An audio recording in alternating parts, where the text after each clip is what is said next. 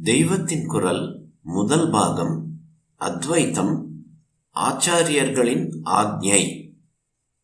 ஸ்ரீ ஆதிசங்கர பகவத்பாதர்களின் பெயரில் வந்துள்ள பீடங்களில் இருக்கிற எங்களுக்கு அவர் இட்டுள்ள முக்கியமான ஆக்ஞை என்னவெனில், நாங்கள் எப்போதும் ஈஸ்வர தியானம் செய்ய வேண்டும், மற்றவர்களையும் தியானம் செய்யுமாறு பண்ண வேண்டும் என்பதே. ஈஸ்வர தியானம் என்பது எதற்கு? அந்த ஈஸ்வரன் தான் நாம ஆகியிருக்கிறார். அதாவது நம்முடைய நிஜஸ்வரூபம் அவரே தான் என்று கண்டுபிடித்துக் கொள்வதுதான் லட்சியம். நாம் என்னவென்று எப்படி கண்டுபிடித்துக் கொள்வது? தெரியவில்லையே என்றால், ஈஸ்வரன் என்று சகல கல்யாண குணநிலையான ஒருத்தனை சொல்கிறோமே, அவனை தியானித்துக் கொண்டிருந்தாலே போதும். அவனும் நாமும் ஒன்று என்பதால் அவனே நமக்கு அவனுடைய நிஜஸ்வரூபத்தை அனுகிரகித்து விடுவான். அப்படி நாமும் அவனும் ஒன்றாகிற போது சகல குணங்களும் போய் நிர்குணமாகிவிடும். குழந்தைகளை பள்ளிக்கூடத்துக்கு அனுப்புகிறோம். அவர்கள் சரியாக நடக்காவிட்டால் உபாத்தியாயர் உபயோகமில்லை என்கிறோம். அப்படியே நீங்கள் சரியாக நடக்காவிட்டால் உங்களுக்கு குரு என்று சொல்லப்படும் நான் உபயோகமில்லை என்று அர்த்தம்.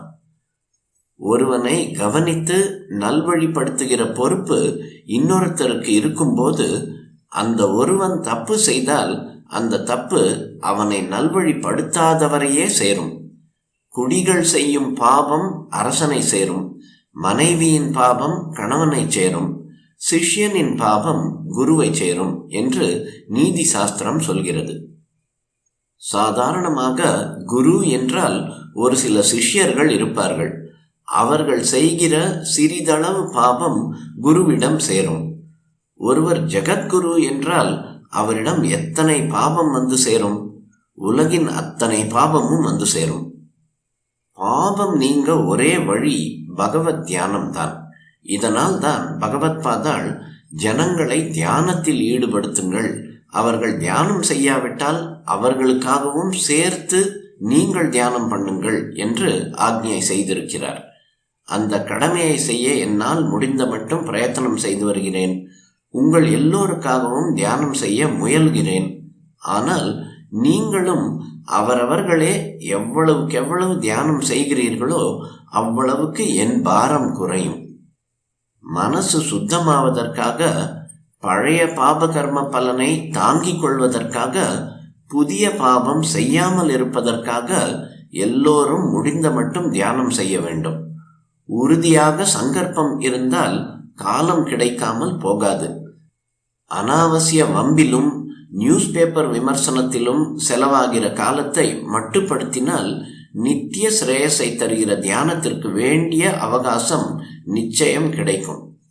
தியானம் செய்வதே வாழ்க்கையின் முதலான காரியம் என்று கருத வேண்டும். ஐஸ்வர்யம் இருந்தாலும், தாரித்ரியம் வந்தாலும், கஷ்டம் வந்தாலும், சுகம் ஏற்பட்டாலும், ஆரோக்கியம் இருந்தாலும், வியாதி வந்தாலும், எப்போதும் எத்தனை நாழிகை முடியுமோ அவ்வளவுக்கு தியானம் செய்ய வேண்டும். நாம் செய்வதோடு நம் பழக்கத்துக்கு உட்பட்டவர்களையும் தியானம் செய்யும்படி சொல்ல வேண்டும். செய்யவில்லை என்று கோபித்துக் கொள்ளக்கூடாது. அன்போடு அவர்களுக்கு படும்படி சொல்ல வேண்டும். அன்போடு சொன்னால் எப்படிப்பட்ட மனமும் கரையும். தியானம் செய்யுங்கள், மற்றவர்களை செய்ய சொல்லுங்கள் என்று பகவத்பாதாள் எங்களுக்கு இட்ட ஆக்ஞையை தெரிவித்தேன். உங்களை தியானம் பண்ணுமாறு செய்கிறேனோ இல்லையோ, தியானம் செய்யுங்கள் என்ற ஆதி ஆச்சாரியாள் ஆக்ஞையை தெரிவித்த அளவுக்காவது என் கடமையை செய்தவனாகிறேன். அதை சொல்லும் பாக்கியம் எனக்கு உங்களால் கிடைத்தது. ஸ்ரீ ஆச்சாரியால் எதை சொல்ல ஆக்ஞை செய்தாரோ அதை கேட்கும் பாக்கியம் உங்களுக்கு கிடைத்திருக்கிறது. உங்களால் என் கடமையில் ஒரு பங்கையேனும் செய்த லாபத்தை அடைந்தேன். நீங்களும் ஆத்ம லாபத்துக்கான உபாயத்தை கேட்டுக்கொண்டீர்கள். நமக்குள் பரஸ்பர லாபம் உண்டாயிற்று. இதை நன்றாக மனசில் வாங்கிக் கொண்டு பூரண லாபம் பெறுங்கள். இந்த ஜென்மா முடிகிற போது, அப்பாடா, பிறவி எடுத்ததன் பலனை அடைந்து விட்டோம், இனி பயமில்லை, போய் சேரலாம் என்று உறுதியும் திருப்தியும் பெறுகிற அளவுக்கு நல்ல மார்க்கத்தில் நாம் செல்ல பரமேஸ்வரன் எல்லோருக்கும் பூரண அனுகிரகம் புரிவானாக. மனம் கெட்டுப்போய் எவ்வளவோ பாபம் செய்திருக்கிறோம். குழந்தையாக இருந்ததிலிருந்து ஈஸ்வர தியானம் செய்திருந்தால் இவ்வளவு நாள் எவ்வளவோ பாபம் போயிருக்கும்.